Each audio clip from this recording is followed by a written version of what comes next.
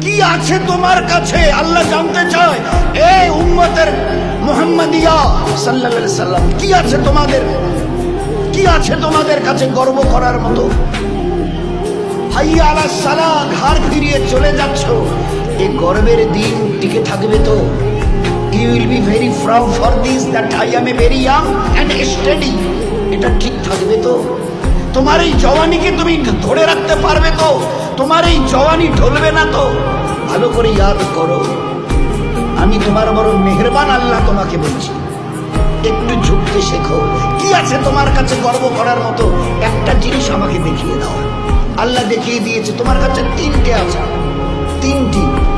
ঠিকই, এক, পায়ের নখ থেকে মাথার চুল পর্যন্ত নাপাক ছাড়া আর পাক বলে কোনো কিছু নেই তোমার কাছে। দেখাও একটা জায়গায়, এই জায়গাটা পাক আছে, বদবু ছাড়া খুশবু বের হয়, দেখাও। পুরুষ হওয়ার মেয়ে ছেলে, দেখাও না। খুলিকাল ইনসানু মিন নুতফা। আমি আল্লাহ জিজ্ঞাসা করছি, তোমার পরিচয়টা আমাকে শোনাবে।